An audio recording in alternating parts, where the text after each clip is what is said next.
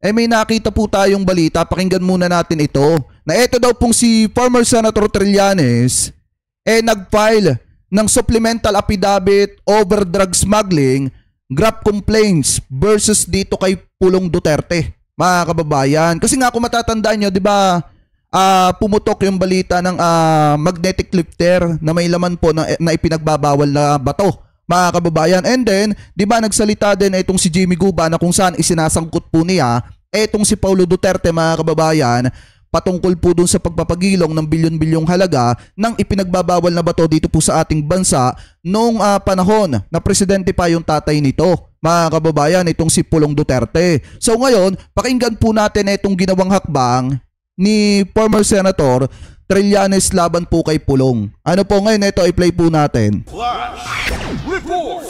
Ay mga kaserbisyo, sa kapapasok lang na balita, naghain ng supplemental affidavit si dating Senador Sonny Trillanes laban kay Davao City 1st District Representative Paulo Duterte at iba pa kaugnay ng mahigit 6 na bilyong pisong shipment ng illegal na droga. Yan naman ang flash report ni Steve Steve.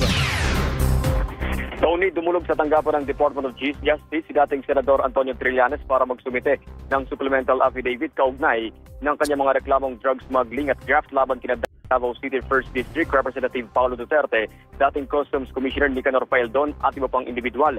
Ito ay may kinalaman sa mahigit 6.4 billion pesos na shabu shipment na nasabat noong taong 2017. Ayon kay Trillanes, kasama sa affidavit ang mga testimonya ng importer na si Mark Taguba, dating Customs Officer na si Jimmy Guban at iba pang kaugnay ng pagdinig sa House Squad Committee. Tiwala si Trillanes na wala ng lusot ang dating presidential son para sabihin indirect o nabanggit lamang ang pangalan nito dahil may fact-finding at case build-up na anya sa nasabing issue.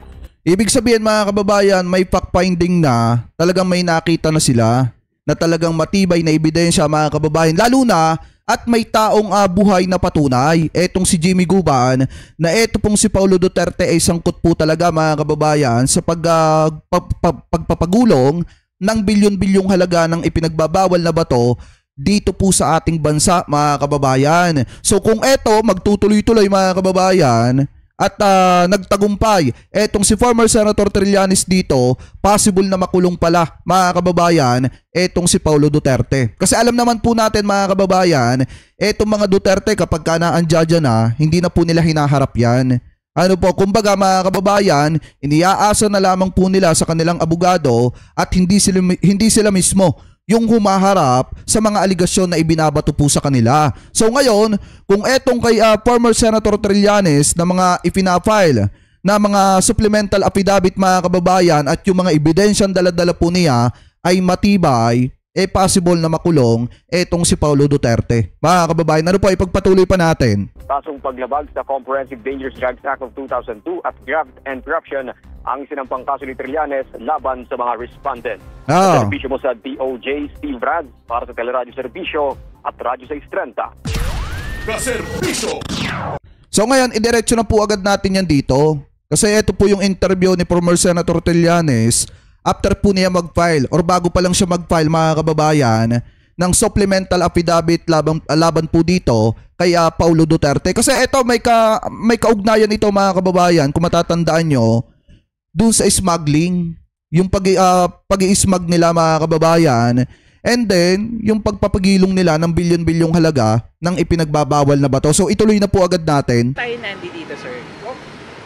Nandito ako para mag-file ng supplemental affidavit in relation dun sa illegal drug case na final ko against kay Pulong Duterte and others.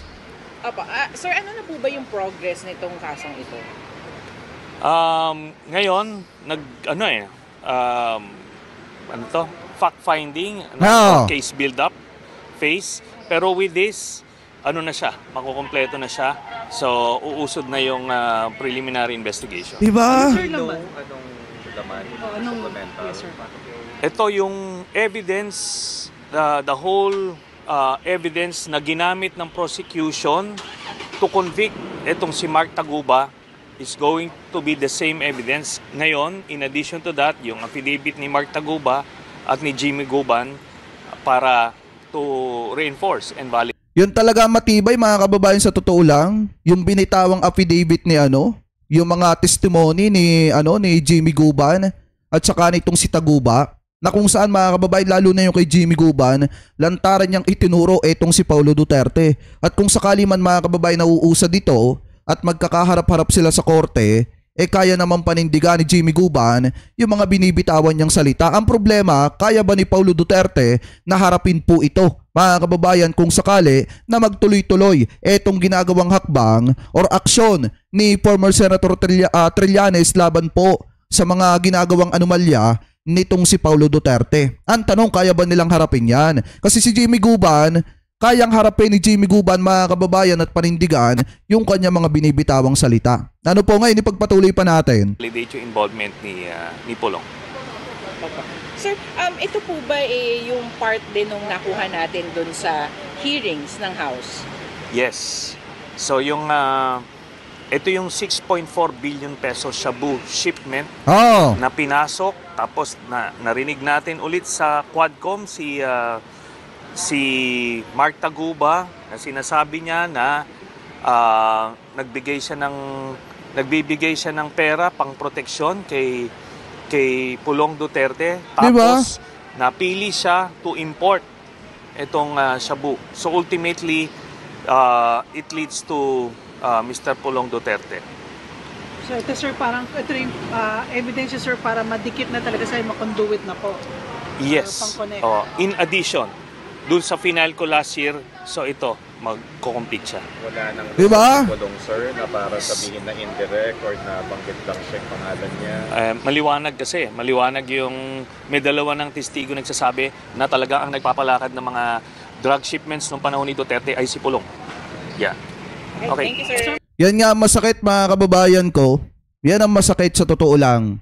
Nung panahon ng Duterte administration, basta lang itunutumba yung mga kababayang Pilipino po natin na pobre na katulad po natin. May mga inosente pa nga na nadadamay, mga kababayan. Pero sa likod ng lahat ng yon, na ginamit na panilaw sa mata ng mga kababayang Pilipino natin, na bumilib sa ginawa ni Duterte na yon, sa likod pala niyon, talagang yung kanyang anak pa, di umano mismo, yung nagpapagulong, nagpapakalat ng bilyon-bilyong halaga, ng ipinagbabawal na bato dito sa ating bansa. Means, yung anak niya pa ang isa sa nagpapasok ng mga malalaking halaga ng mga kontrabando dito po sa ating bansa. Yan yung masakit dyan, mga kababayan. Yung kamay na bakal ni dating Pangulong Duterte lumalambot pagdating sa kanyang anak, pero di umano, mga kababayan, pagdating sa mga kababayang Pilipino po natin, dun lang tumatama. Yan po yung masakit dyan. Ano po ngayon, ipagpatuloy pa natin. Hanggang doon na lang pala, mga kababayan. Kaya yung sinasabi nila na si Duterte, napakalaki ng sakripisyo sa mga kababayang Pilipino po natin at laging nagsasakripisyo.